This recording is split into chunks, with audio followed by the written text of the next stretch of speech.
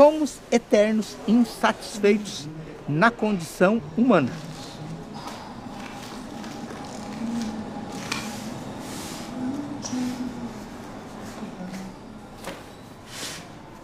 O humano pelo humano é insatisfeito.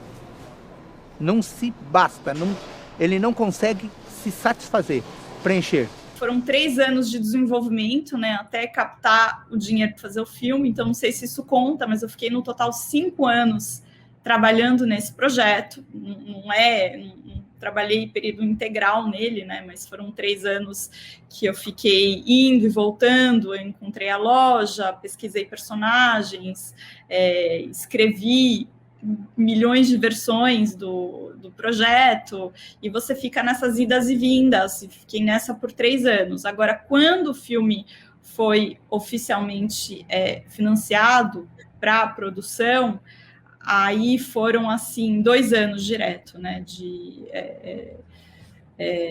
produção e pós-produção. Então, o período que eu fiquei filmando em si foi de 8 meses.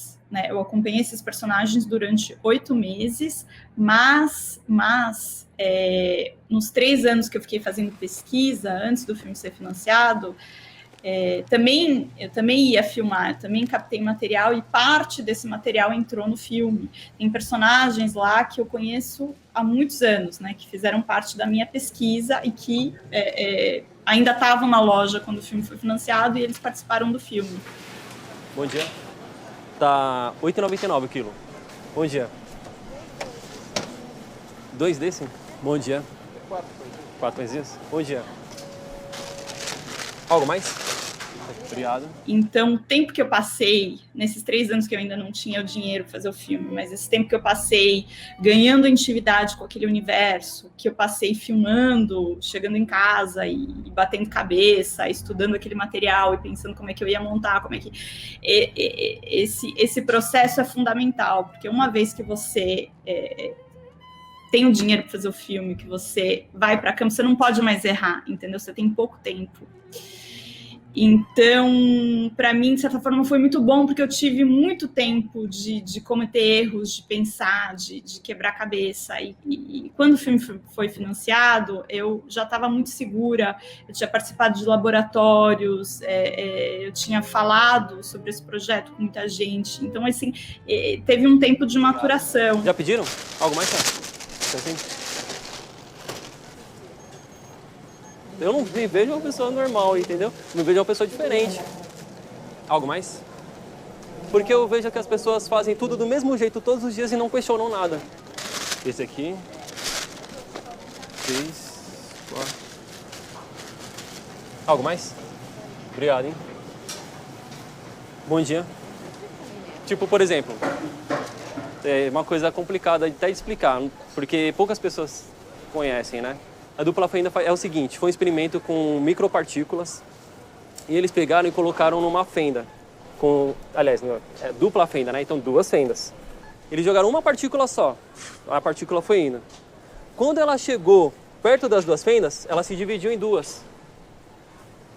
E quando chegou lá do outro lado, ela se manteve.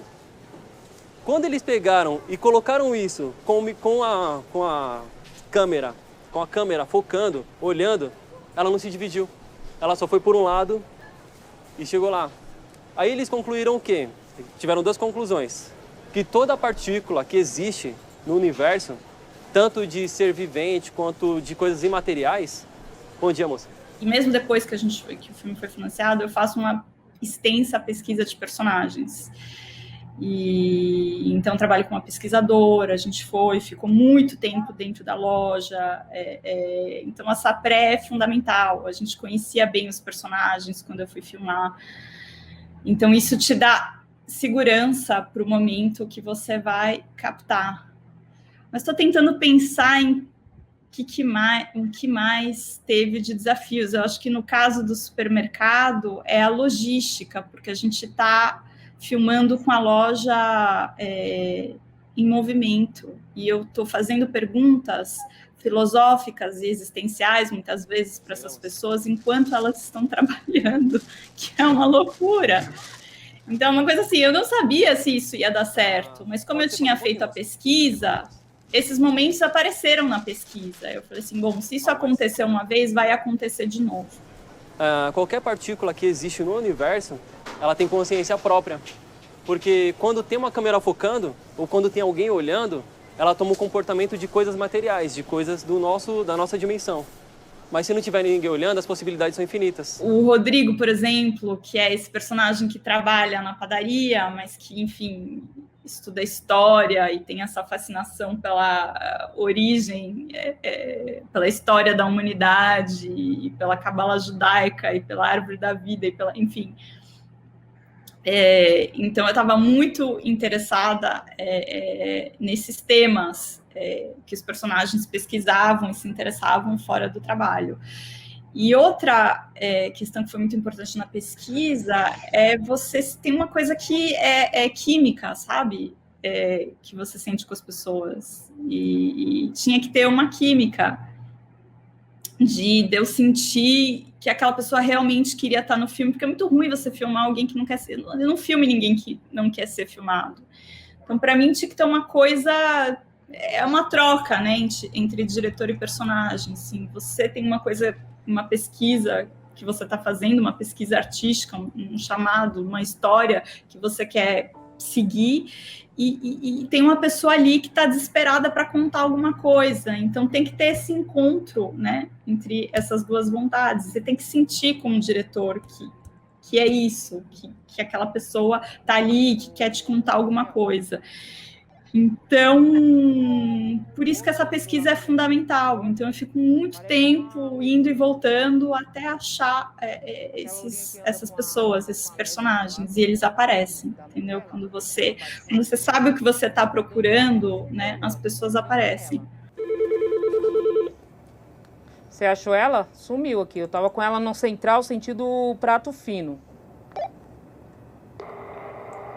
Não encontrei não.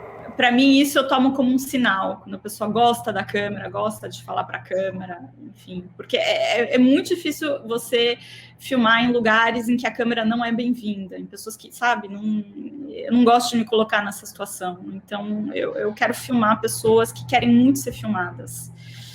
E são personagens que têm uma personalidade um pouco performática, e eu gosto disso, isso não me incomoda, entendeu? Eu gosto, acho que a gente está sempre atuando.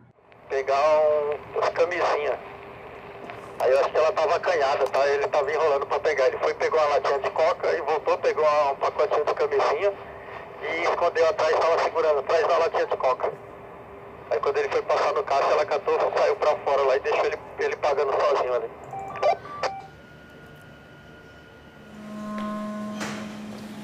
Quais são seus objetivos?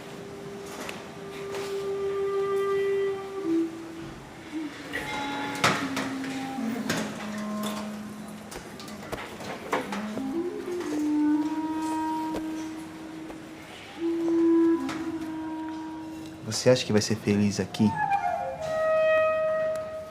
A gente usa o supermercado como cenário.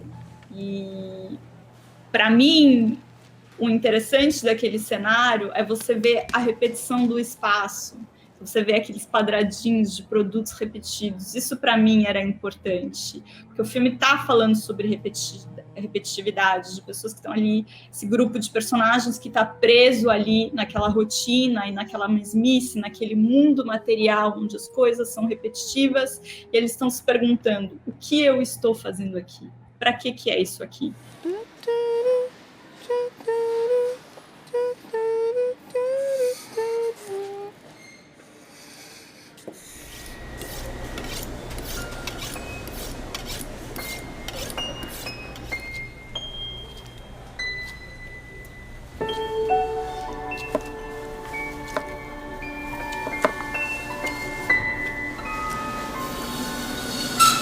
Era muito importante que ele fosse muito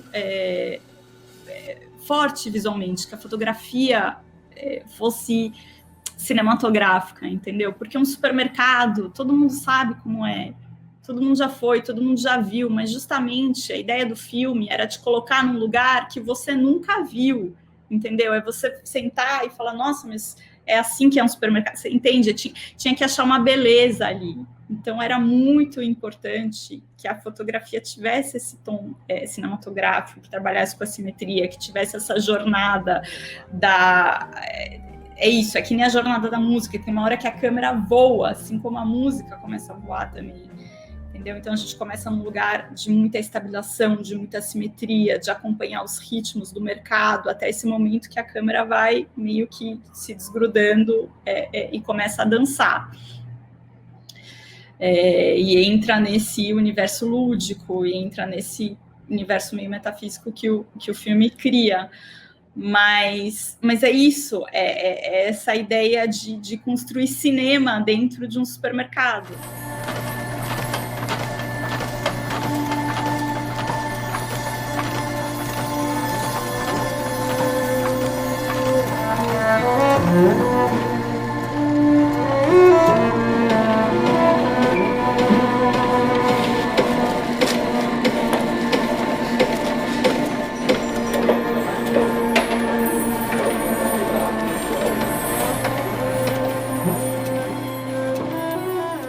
A música faz parte da identidade desse filme, né? Ele é quase um musical. Então, o filme surgiu de uma proposta muito musical, porque originalmente o filme não era... essa não era a ideia do filme. Eu queria fazer um filme sobre a vida amorosa das pessoas que trabalham dentro de uma loja de supermercado. Eu queria fazer um filme sobre amor, sobre encontros e desencontros amorosos. E essa ideia caiu. Teve uma hora que eu percebi que essa ideia era muito pequena, não estava colando. E eu fui assistir um documentário sobre o John Cage. Tem um momento no filme que ele fala um negócio que me tocou muito, que ele fala que todos os objetos têm um espírito, e esse espírito é libertado quando esse objeto é colocado em movimento, em vibração, né? Quando ele é tocado assim musicalmente, que os sons são feitos a partir da vibração. Então, deu um clique ali, eu fiquei pensando que eu tinha que fazer esse supermercado dançar, que o jeito de eu quebrar com a fisicalidade daquele lugar era através do som, era através da música, era através do design sonoro, entendeu? Que essa ia ser a minha ponte para acessar esse universo mais subjetivo. E foi a partir daí que a minha primeira ideia eu joguei no lixo e falei assim, não, esse é um filme que vai falar sobre outra coisa, esse é um filme sobre imaginação humana, sobre fantasia, e eu vou construir isso musicalmente.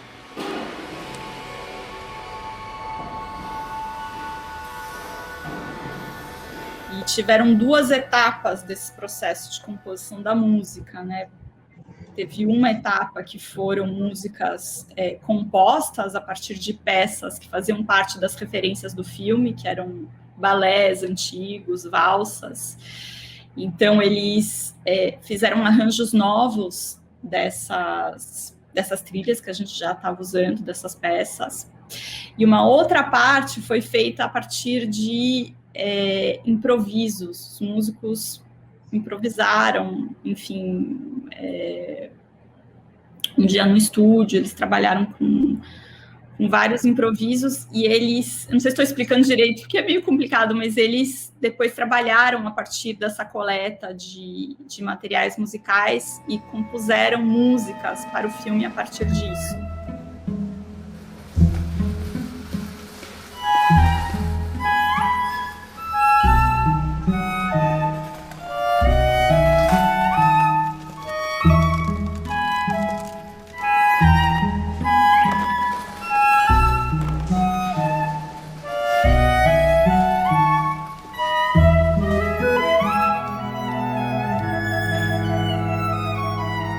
Você bobo, Rodrigo. Ai, meu Deus. Eu queria que tivesse uma história de amor no filme. Eu desisti de fazer um filme que falasse só sobre isso, mas eu queria que a história tivesse um casal. Então eu fui atrás, entendeu? Porque no supermercado muitos casais se formam, porque, claro, as pessoas convivem muito tempo ali sempre, então tem muitos casamentos, muitos casais que se formam, então eu sabia disso, então eu estava à procura de um romance. Deixa eu falar alguma coisa? A trajetória desses dois personagens eu gosto muito, né, que é esses dois personagens que trabalham na padaria. Um deles é o Rodrigo, que é esse personagem que, né, flerta ali com a menina que trabalha junto com ele, e ele tem essa obsessão por esse conhecimento antigo, pelas questões, sabe, metafísicas da vida, e eu acho isso fascinante, ele está pensando isso, todas essas questões, enquanto ele está ali vendendo pãozinho e etiquetando produtos, e ao mesmo tempo que ele tem essa busca maior, assim, existencial dele, ele tem uma questão que é humana, né, que ele quer ser amado, que ele quer uma parceira, que ele, sabe? Então eu acho forte a trajetória, né, desses personagens.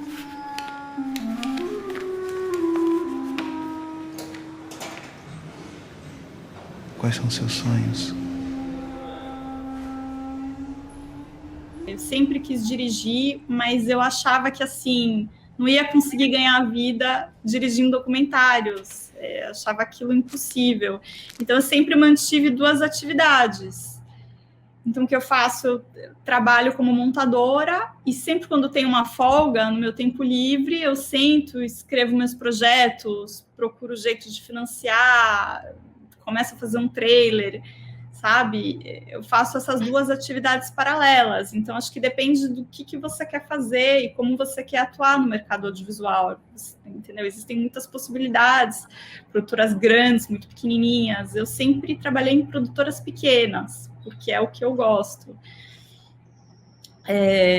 Mas eu acho que depende de cada um. Mas, para mim, sempre foi muito importante manter essas duas atividades, você saber fazer não só uma coisa, sabe?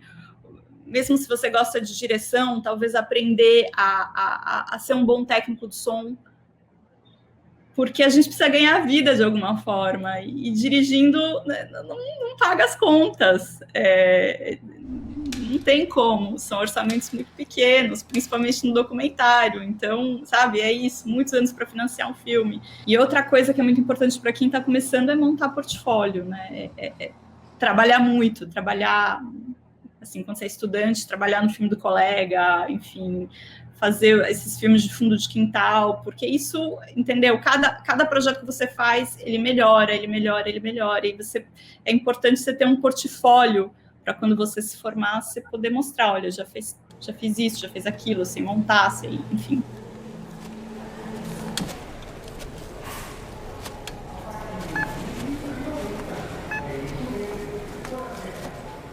É uma contradição mesmo, né? A gente vê tudo que está acontecendo aqui em relação ao cinema, em relação à cultura, e ao mesmo tempo você vê tantos filmes brasileiros indo muito bem internacionalmente, passando por tantos festivais e fazendo carreiras incríveis. Então, é uma contradição. Agora, eu não sei dizer se isso tem algum impacto aqui, porque você não sente que as coisas estão mudando, pelo menos por enquanto. Eu não sei o quanto que isso impacta, sabe? Eu não sei, eu acho que... Não sei se faz diferença os filmes terem essa carreira, não acho que isso vai impactar o curso das coisas aqui. Eu acho que o que pode mudar alguma coisa é a gente se unir como classe, a gente pensar o que a gente quer como proposta, reivindicar políticas públicas para a cultura, para o cinema. Eu não sei se o fato dos filmes irem bem internacionalmente muda alguma coisa, mas não sei se eu estou sendo pessimista, mas eu acho que é muito difícil, né, você fazer cinema ou cultura no geral sem nenhum tipo de política pública. Então, é difícil, mas a diferença da ficção documentária é que o documentário é muito mais barato do que a ficção, muito mais barato. Agora, o que eu acho que falta um pouco no Brasil, que é uma coisa que você vê lá fora, que já é muito comum, você investir em desenvolvimento. A gente às vezes nasce no país errado. Você já teve esse sentimento? Eu acho muito importante você ter fundos de desenvolvimento para documentário, que é esse momento que você está pesquisando os personagens, que você está estudando e ganhando intimidade com aquele tema. Porque para ficção você tem, né? Você tem investimento em roteiro, você paga um roteirista para ficar trabalhando naquele roteiro durante tanto tempo, e documentário é a mesma coisa. Você precisa desse tempo.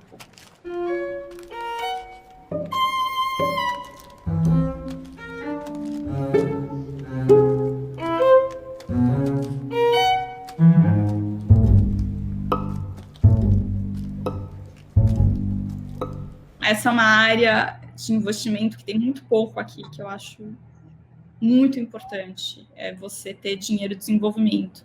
E o meu querido supermercado conseguiu um fundo de desenvolvimento justamente desse festival de Amsterdã, do IDFA, que foi super importante para o filme, que era pouco dinheiro, mas conseguiu botar o meu projeto numa posição competitiva, que eu tinha um trailer, que eu podia aplicar para editais. Foi assim que a gente conseguiu o edital da SPCine, que a gente conseguiu aqui em São Paulo. Mas foi porque teve um investimento no desenvolvimento do filme. Então isso é uma coisa que eu sinto muita falta. Eu gosto do que eu faço. Eu não vejo como que eu faço uma coisa igual todos os dias. Faço gente diferente todos os dias, eu tenho conversa diferente todos os dias, então eu não vejo que é uma coisa igual todos os dias, entendeu? Então pra mim é bom. Eu não vejo muita diferença entre a ficção e o documentário. Então, eu acho que é só uma questão das pessoas perderem um pouco o preconceito, né? Porque você está sempre contando uma história. E o documentário não é diferente. Às vezes eu tô aqui, eu tô pensando na minha casa, às vezes eu tô aqui, eu tô pensando nas coisas que eu quero pra minha vida. Às vezes eu tô aqui e eu me desligo de tudo. Rola várias coisas na minha cabeça quando eu tô aqui. Eu não faço um documentário jornalístico que está falando sobre assuntos muito polêmicos, ou sobre, entende que é uma informação que tem que chegar às pessoas. Meu documentário ele não é jornalístico, então ele é uma história como um filme de ficção ou como qualquer outro filme. Ele está contando uma história, a diferença é que o processo é diferente, ele é baseado em personagens que são reais, mas ele ainda assim está contando uma história. Para mim, tudo, de certa forma, é uma ficção.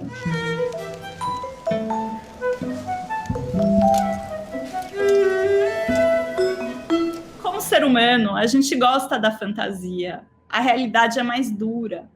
Então, só o fato de você estar sentado ali para assistir uma coisa que é real, eu acho que é mais difícil, entendeu? Por uma questão humana mesmo. É mais fácil você entrar num mundo de ficção. A gente aceita melhor a ficção.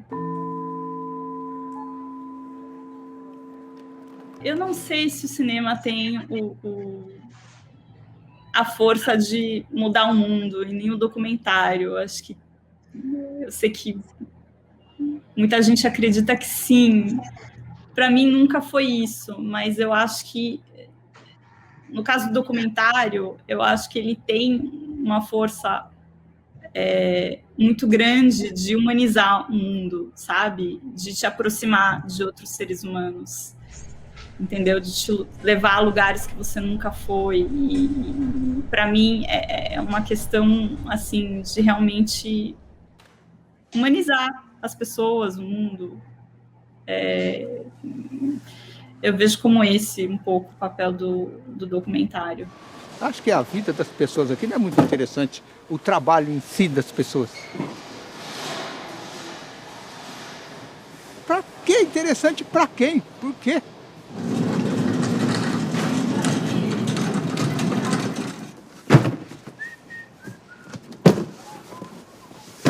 Pessoas no comum ali trabalhando. Para alguém querer ver isso. Minha esposa, talvez. Tá? Meu filho. Não é que não tem nada interessante. É interessante, mas particular para a situação de mercado, para a situação de trabalho. Mas para a situação de distração, de divertimento, que é o cinema, cultura. Será?